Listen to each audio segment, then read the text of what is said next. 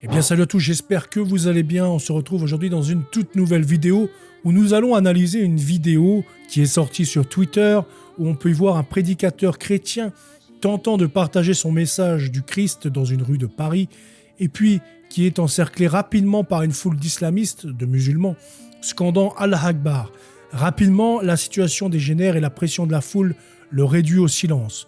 Leur message est clair, pas de place pour les chrétiens ici. Et donc je vais en profiter par cette vidéo pour vous parler un petit peu du fait de s'exposer. Il est important en tant que catholique de montrer que notre Dieu, c'est Jésus-Christ. De montrer que nous n'avons pas peur de la mort, que nous n'avons pas peur d'exposer nos idées, de défendre nos idées, que ce soit dans la société, que ce soit dans notre famille, que ce soit auprès de nos collègues même. C'est une petite vidéo spéciale pour vous inviter à ne pas avoir peur d'exprimer ce que vous pensez réellement, ne pas avoir peur de vous opposer.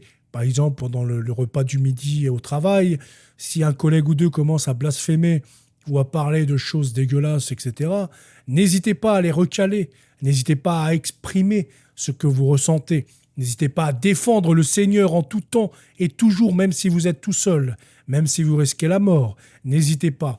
Votre trésor sera immense au ciel dans le fait d'avoir défendu le Seigneur publiquement. Parce que qu'est-ce que dit le Seigneur Jésus-Christ? Qu'est-ce qu'il nous dit? Eh bien, nous allons prendre Matthieu 10, 33 et suivant, et même avant. « Ne craignez donc point, vous êtes de plus de prix que beaucoup de passereaux. Celui donc qui m'aura confessé devant les hommes, moi aussi je le confesserai devant mon Père qui est dans les cieux. Et celui qui m'aura renié devant les hommes, moi aussi je le régnerai devant mon Père qui est dans les cieux. Ne pensez pas que je sois venu apporter la paix sur la terre. Je suis venu apporter non la paix mais le glaive. Je suis venu mettre en lutte le fils avec son père, la fille avec sa mère, et la belle-fille avec sa belle-mère. On aura pour ennemis les gens de sa propre maison. » Donc, voilà un petit peu l'enseignement du Seigneur Jésus-Christ à ce sujet. Mais qu'est-ce que ça veut dire apporter le glaive? Est-ce que le Seigneur nous demande de sortir notre épée de son fourreau et d'aller tuer sa famille? Absolument pas, non. Le glaive, c'est le glaive de la vérité. C'est la parole de vérité. La parole qui s'est faite chair. Eh bien, ce que ce verset veut dire, c'est qu'en fait, quand nous allons apporter la vérité, il y aura toujours de la colère. Il y aura toujours des opposants. Il y aura toujours des gens qui se dresseront contre nous. C'est ça ce que ça veut dire, parce que le Seigneur, lui, vient avec une vérité, vient avec la seule et unique vérité. Et donc, ceux qui ne refusent la vérité se dresseront contre vous. Donc, n'ayez pas peur, ne reniez pas le Seigneur devant les hommes, ne le reniez pas. Mais surtout, n'hésitez pas à le défendre en tout lieu, en tout point. Par contre, attention, si vous n'êtes pas sûr de ce que vous allez dire, si vous manquez de connaissances, etc., vaut mieux se taire que dire des bêtises.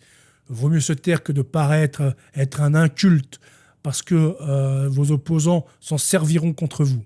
Avec le téléphone, Google, etc., ça va être rapide pour eux de vous réduire à néant et de vous moquer encore plus.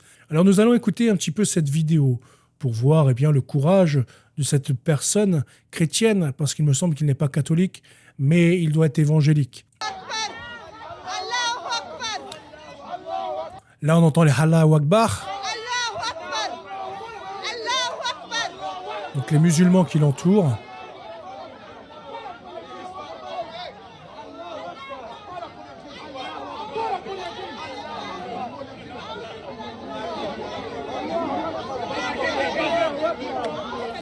Ça va que le Seigneur lui a offert un bon corps, c'est un beau bébé.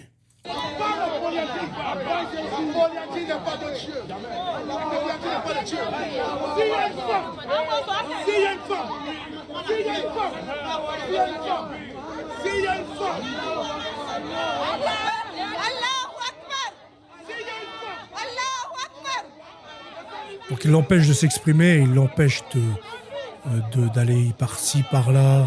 On lui bloque la route, on l'empêche de parler, bien sûr.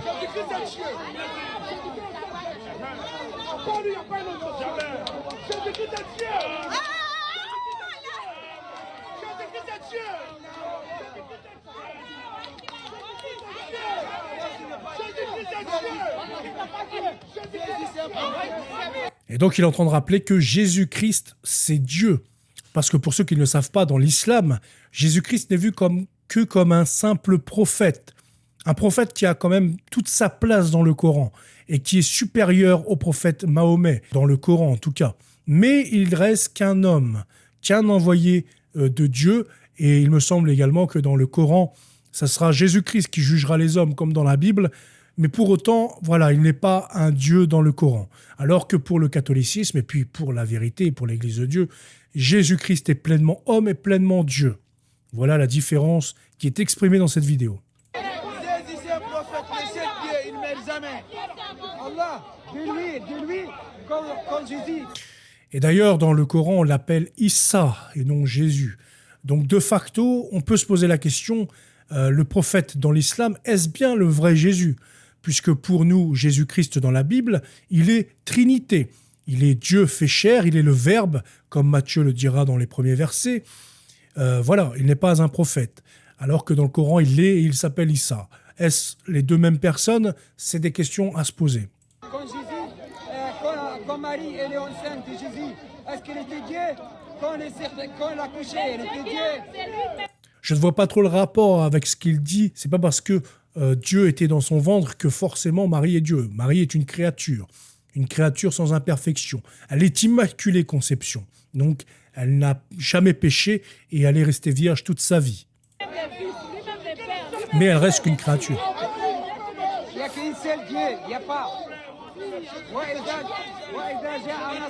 وإذا جاء نصر الله والفتح ورأيتمون الناس يدخلون في دين الله أفواجا فسبح بحمد ربك واستغفره إنه كان الله أكبر الله أكبر يا قوم الظالمين يا قوم المجرمين.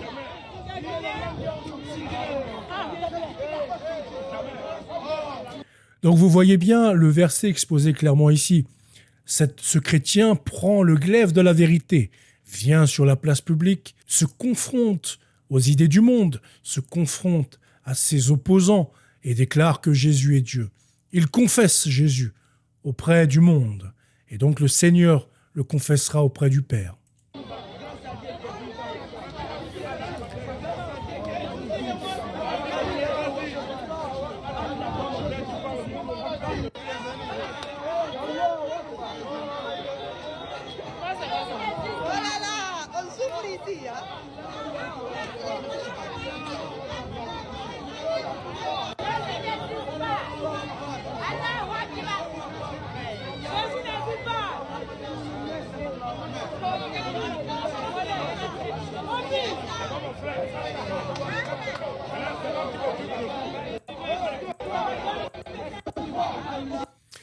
En tout cas, j'ose espérer qu'il ait eu de la chance parce qu'il était peut-être également noir.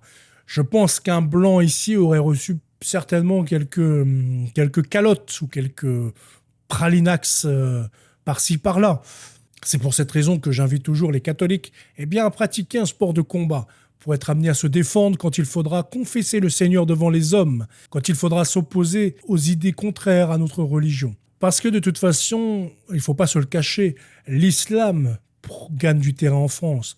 Même si l'islam change également en côtoyant cette république.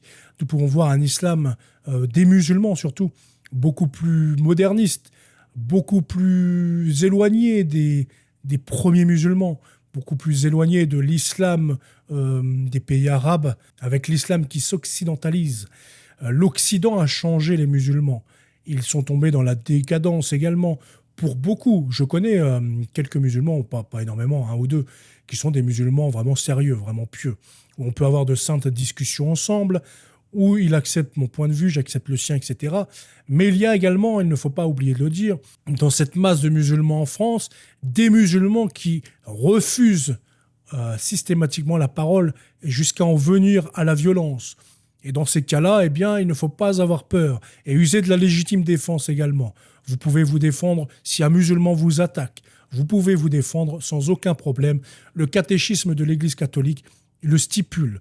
Donc, quand vous voulez aller au débat, n'hésitez pas à aller au débat dans la rue ou discuter de Dieu au travail, etc. Dans tous les cas, l'islam grignote énormément de place en France, mais l'athéisme également. Parce qu'on peut voir dans les pays arabes de plus en plus de musulmans tomber dans l'athéisme, rejeter Dieu, rejeter donc Allah pour eux, et en Occident, rejeter le Seigneur Jésus-Christ. Dans tous les cas, voilà pour cette petite vidéo que je trouvais intéressante quand même. Ça nous a permis de parler un petit peu de ce sujet qu'est de confronter ses idées au monde, de confesser le Seigneur Jésus-Christ en public et publiquement auprès de sa famille ou dans le privé ou au travail, etc.